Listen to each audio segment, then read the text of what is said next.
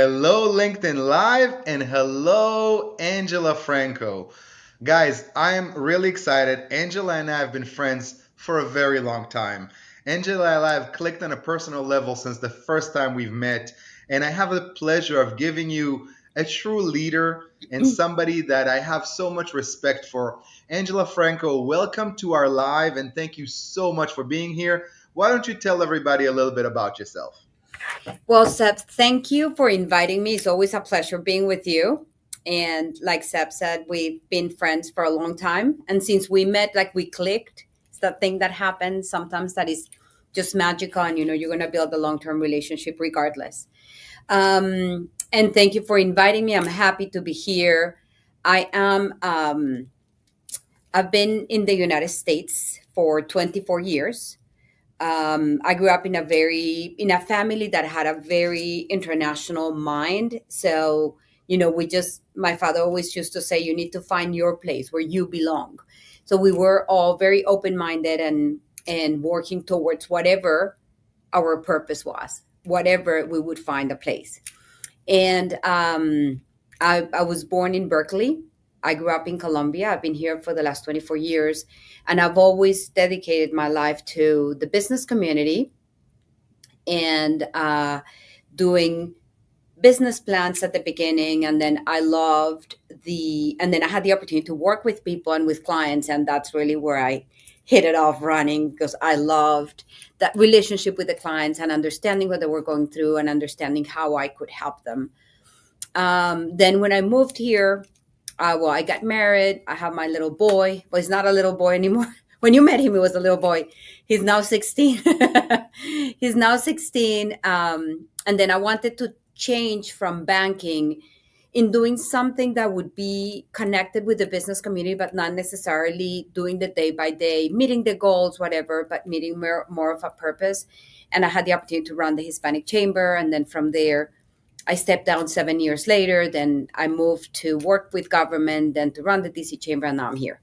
So that's a little bit of my story. And I've been doing a lot of transitions, and I've been doing also a lot of personal development work that I think is as important as developing your professional career is developing your soul and your being.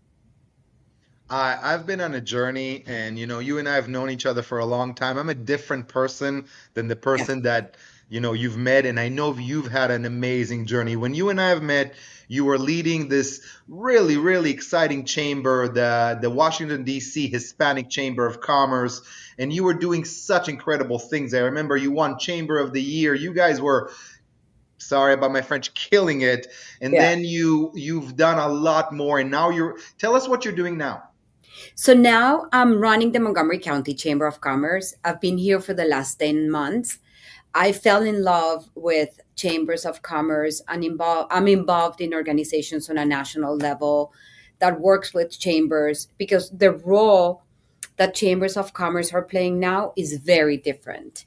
We are playing a role of convening, of transforming our communities, but from a holistic perspective, right? So we're looking obviously at the business side that is very important. We're also looking at the community. We're also looking at government because we really need to find a middle point. We cannot go to one extreme or the other. And I just feel that chambers of commerce are playing a critical role. And one of the beautiful things about chambers is that we decide what we become according to the needs of the community. So you just have to transform and see. And that requires that sensitivity and that connection with what's going on, right? And then you bring people into the fold that is going to support that mission, that is going to support that transformation. And it's been an amazing journey, really. I've seen you, and you are such a, everybody wants you to lead their chamber. And part of the reason why we kind of gathered here today, and I love the conversation that you and I had on the phone a few months ago, and we decided to do it, is when is the right time to step down?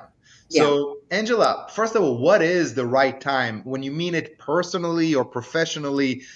Because a lot of us sometimes tend to cling to the seat, the chair, the position, and Yeah. you've always been a person that you're only in a position if you can have a win-win. if you can bring yourself and also grow the organization. And the moment you feel that's not the case, you don't want to be there anymore. But can you tell us a little bit, what does it mean to you, the right time to step down, and what can you recommend to leaders? Right. So, stepping down is part of leading. Because the thing is, when you're a leader, you are driven by purpose. You're not driven by the money you're making, or you're not driven by the position you have. You're driven by purpose. When you're driven by purpose, you start hearing those bells ring.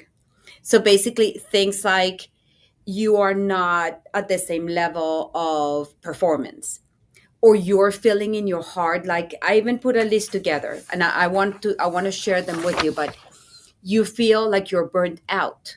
If you feel you're burned out, that's for a reason, and maybe the reason is because you have done your job there. Your performance has declined, or you don't have the same passion, or you feel like you go into a meeting and it just doesn't feel the same. Or the you feel like you're just going, but you're not going with that purpose, and then you start having that sense of not belonging. I think that was one of the most important feelings I had. I was like, I just feel I just don't belong here anymore. It's just there's something else for me. And it's not that you're bad or that you're not a great leader. It just means that you really need to start looking at where you are. Are you helping the organization move forward? Are you holding them back? Or and maybe it's your time to step down.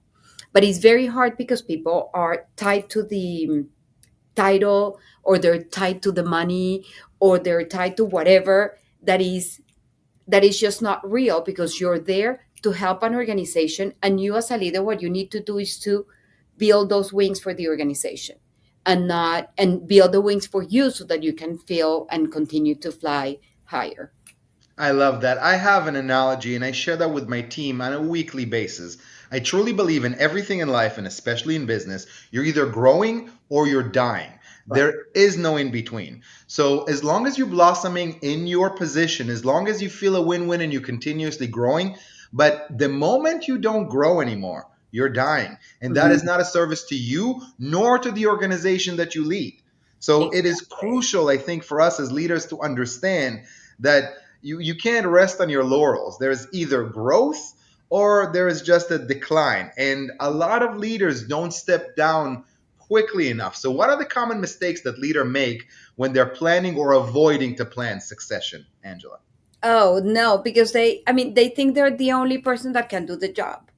It's like I always tell them, just get out of that place, because there's many people that can do the job, right? You are there because it's the right time, the right place for what you bring to the table. But that doesn't mean that you're going to be there forever. And maybe, there's some leaders that have been there for years and it works, but you just have really, and that's why, I'm going to speak for both of us. That's why the process that we have done in transforming ourselves personally and emotionally is so important, because that is a connection that goes beyond the day by day. It's a connection that goes beyond signing a check or doing a meeting. It's a connection that is connected with your being. And maybe you are not to be there any longer. And what happens when you stay longer is that maybe the legacy that you've built building is going to go down the hill, right? Your reputation is going to down the hill, right? Everybody's going to be talking outside, saying, "Oh, he should step down. He steps down. Step down," and that's not what a leader wants to hear. What a true leader wants to receive. If you feel like there's something that is telling you that there's some changes have to happen, maybe the change is you, and the person that needs to look at that change is you, because you don't want anybody else. There's a saying in Spanish that, I'm gonna say it in English, but I'm gonna do my best to translate it. But it's like, when you don't make decisions, life makes decisions for you.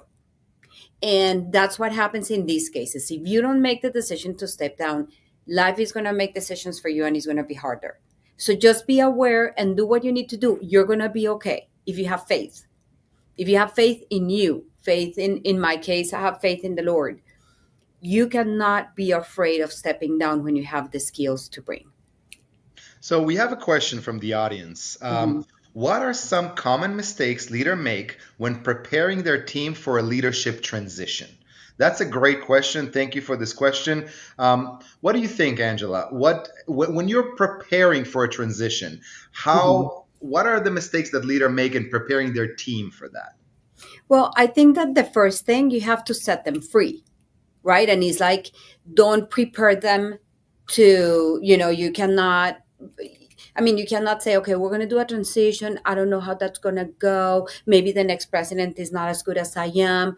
No, you have to give them the confidence that you're doing everything to set up the stage for them to be successful.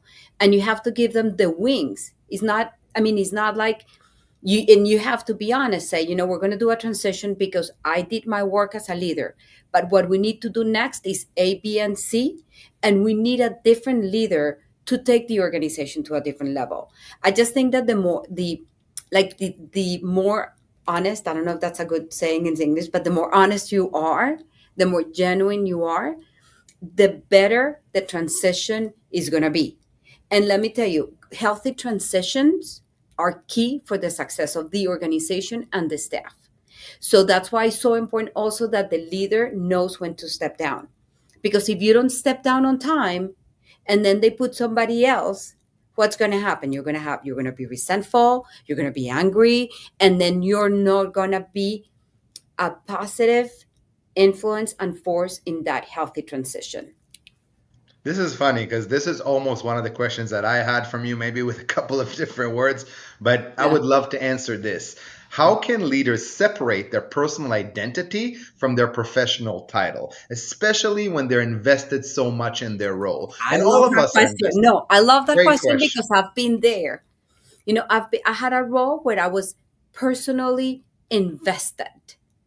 Like it's like when you fall in love with somebody and then you are like, oh, and then let me, you're gonna cry. That's the way I felt, and it was very hard for me to separate both.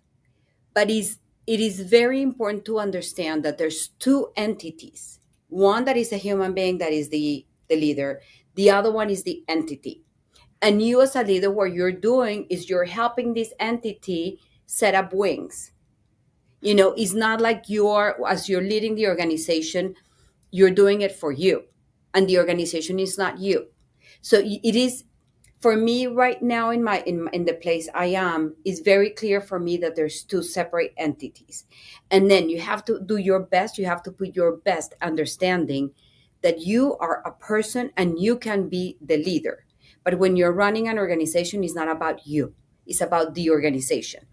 When people put the light in them and they think they're leading, I'm telling you right now, it's not happening. Maybe people can tell you, oh, yes, you're doing. No, it's not happening. It's not about you. It's about the organization and the work you're doing to support the organization and to support the community you serve. Absolutely. You're sharing so much wisdom, and everything you're saying I'm connected to, even in my own personal experience. Whenever I did not make the decision I needed to make, whether it's about myself, a team member, a client, the world intervened and made the decision for me, and it's always more painful. It's Always. always, So every single time. And what you're saying here is so powerful. And I'm gonna, what advice do you have for leaders to separate their own ego, which I have a very healthy one, which I'm working on, but separate their ego from the benefit of the organization? yeah, that's a daily work, Seb. I mean, I think that, you have to imagine yourself without the position. And then how would you look like? I mean, it's like, really, are you defined? So I'm going to share with you a story that for me was very powerful, so powerful that to this day I think about it all the time. I did life coaching for a year. It was a class for a year with Newfield Network years ago. And one of the exercises was to introduce yourself, right? So you think about it and it's easy, right? Because you go and you introduce yourself and you say, yes, I'm Angela Franco, president of the Montgomery County Chamber. You are defining right there yourself by the position, right? What happened to me is that I was not excited or proud of what I was doing at that time. So I introduced myself, and the guy told me, "Stop right there, Angela." And he was one of the students there. "Stop right there." I said, "You're introducing yourself based on your position. I want you to do it differently. You are a woman. You're a woman that has values, that is valued, and that is important to this world. Introduce yourself as the woman you are." And for me, that was very powerful because that's what I do. I introduce myself as Angela. And then, I can be this, I can be that, I can be here today, I can be doing something else in the future. What I know is that what I'm doing now and everything that I do now for me is powerful because I'm passionate about it and I'm a mission driven and, purpose driven. But it's very important that you put yourself in that place. Who are you? So when you're introducing, who are you introducing? Seb. You're introducing Seb, right? The man, the father, the person, the being you are, especially because you're very proud of who you are. And I'm very proud of who I am. And that's what you introduce. And then everything that comes with it. Because then when he's not there, what are you going to have? Great. We have another question. Mhm. What role does mentorship play in both departing and incoming leader in ensuring a smooth and successful transition that benefits the organization in the long run? Great question. I Yeah. would love to hear your thoughts. It's a great question. So let me start by saying something. Coaching is not possible if there's not a coach that is willing to coach and a coachee that is willing to be coached. So it's going to depend a lot on the leader and the openness that the leader has. And sometimes when people are not true to themselves and they don't know when to step down, then there's not going to be a coachee. And that is when the interruption happens, because when you're upset because they ask you to leave and you don't know why, because you thought you were the best for the role and whatever you thought, not the rest of the world. And that's the 360, right? So that's why we need to connect. If you don't know where you are, do the 360 or do something that brings you to reality. But the problem with those transitions, I mean, you can do coaching and it's great when there's a coach that is open and a coachee that is open. But if you don't have those, it's going to be very difficult to do coaching. And then you're going to have to let the person go and then you'll figure it out because everything is going to be okay. Everything at the end is going to be okay. When there's not a healthy transition and the leader doesn't know when to step down, maybe there's going to be a lot of emotions, and eventually it's going to come down.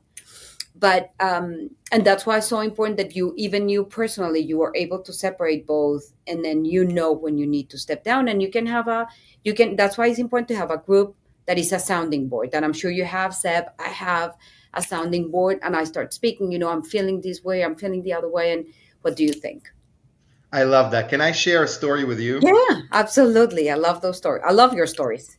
So I think about 10 years ago, something like that, I was running my agency. We were very successful, and I brought on an incredibly talented creative director.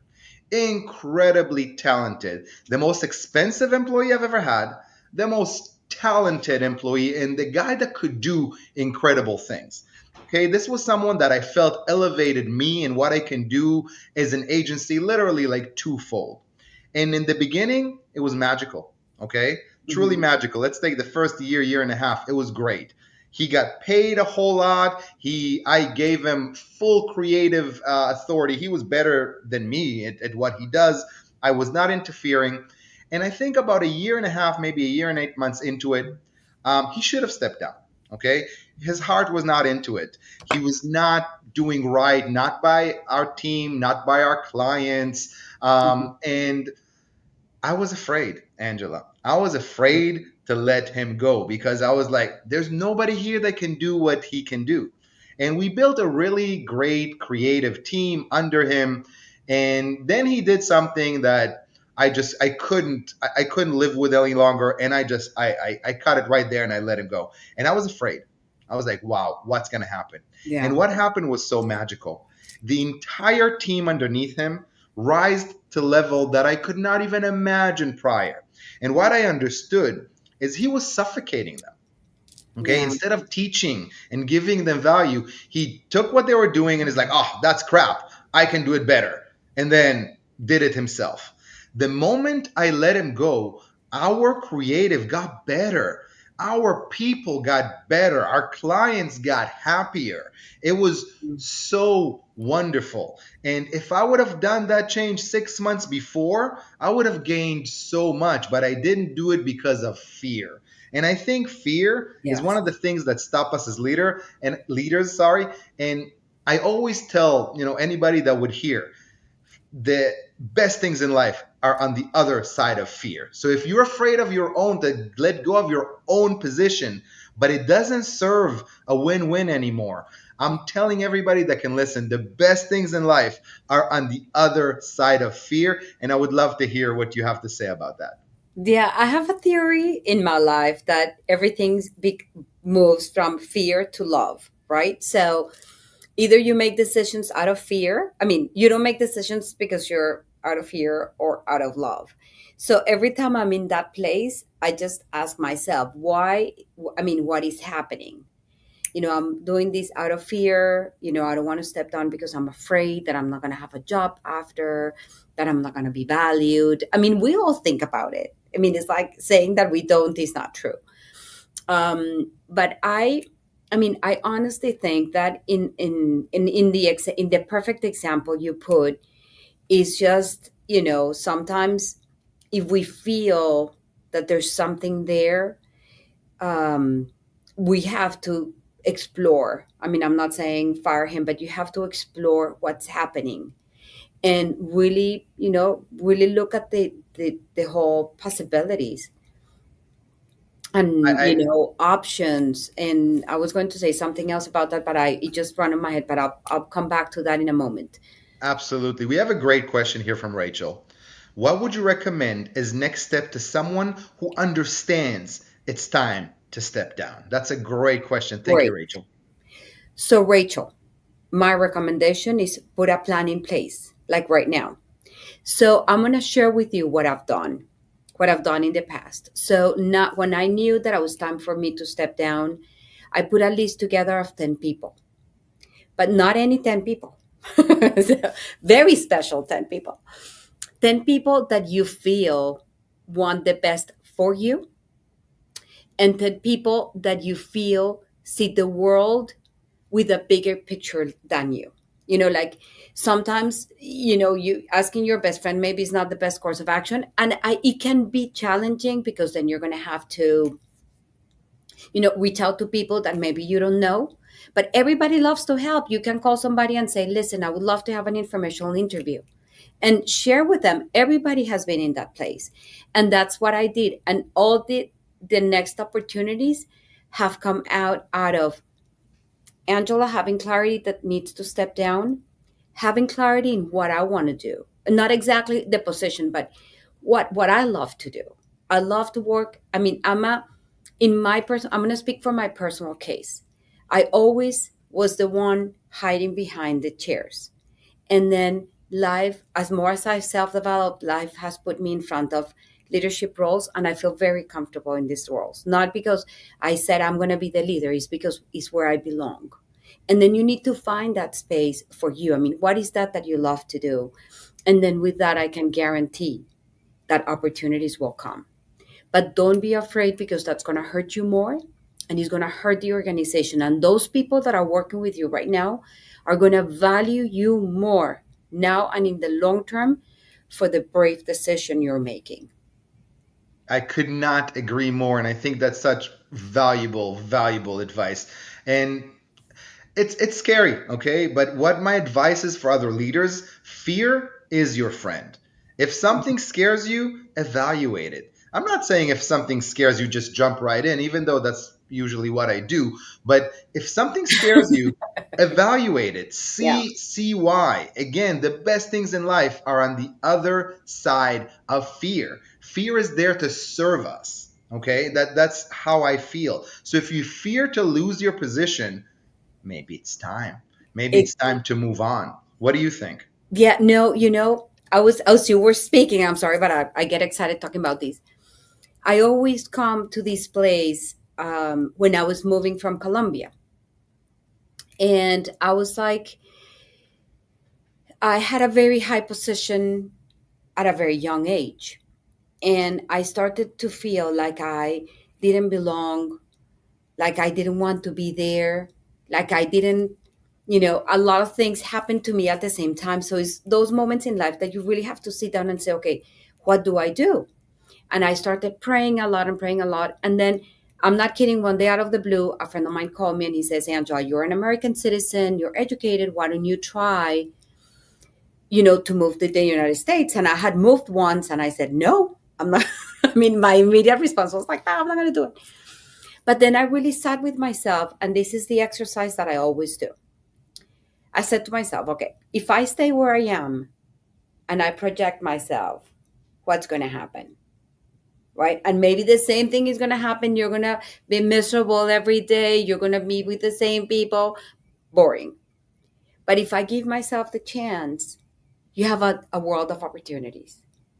And that's what I thought. And I said, you know what? I'm going to take the risk. Yes. If it's scary, yes, because you're jumping into something that you don't know. But I just feel like that's the moment when, in my case, faith plays a big role because you are, if you're a good person, you know what you bring to the table. What are you afraid of? And in my case, I know there's a Lord watching over us.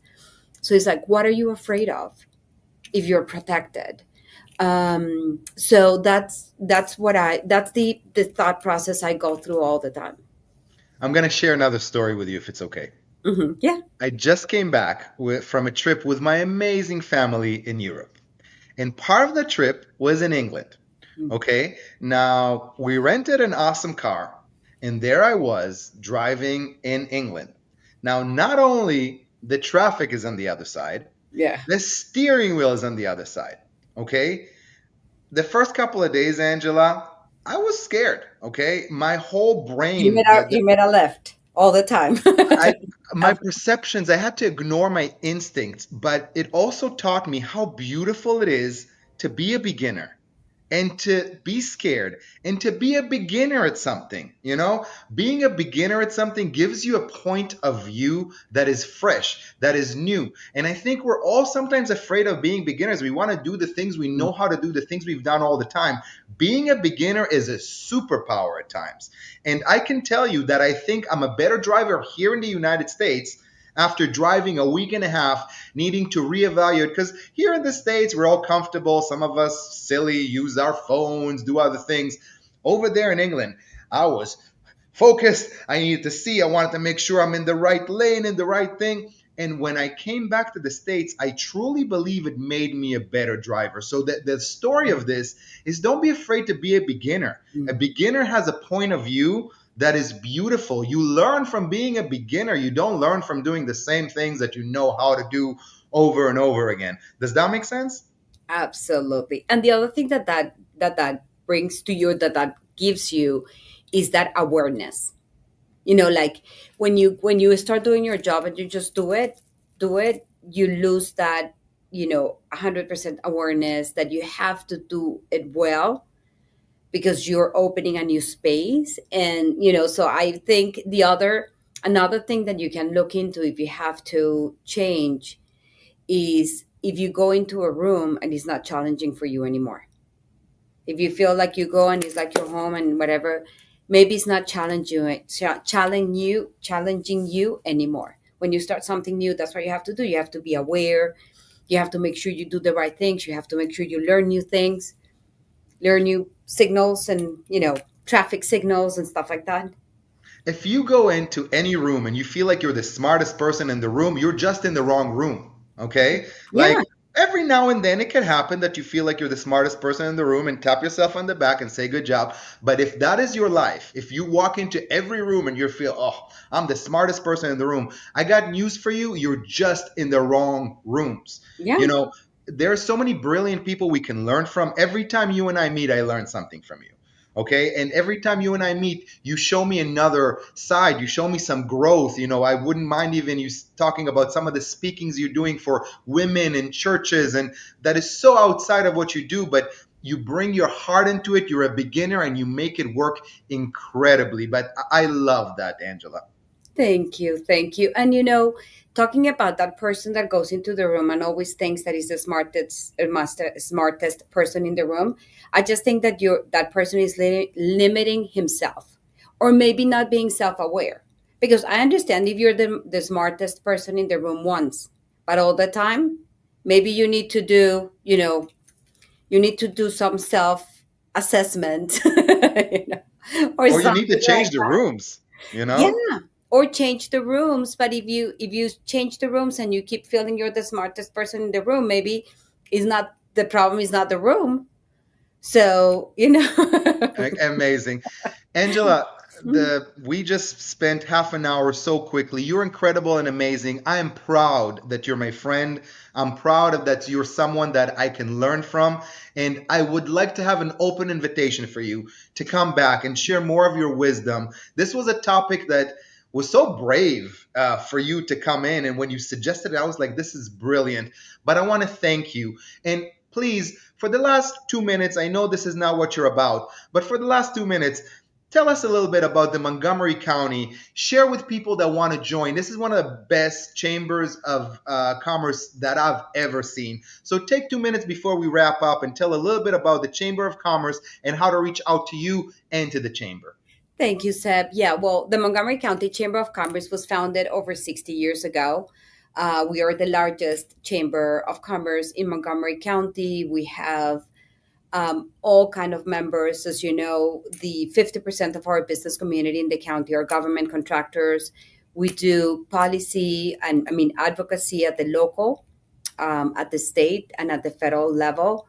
And we are very intentional about making our communities a better place to do business and to live. So you can contact me. Our website is www dot, I think I said four W's. I don't know. It's But all it's right. www.mccc3csmd.com, Montgomery County Chamber of Commerce, Maryland. And my email is afranco@montgomerycountychamber.com. It's a great chamber. I would encourage you to learn more about it. And if you have a business here in the county, or if you do business in the county, it's a great place to be. That is amazing. LinkedIn. Follow the chamber so much. Angela Franco, thank you. We have a chat, whether it's live or off. Yes, thank you, Seb. Thank you for inviting me, and thank you all for participating. Our pleasure. Thank you. And everybody, we'll see you next time. Bye bye.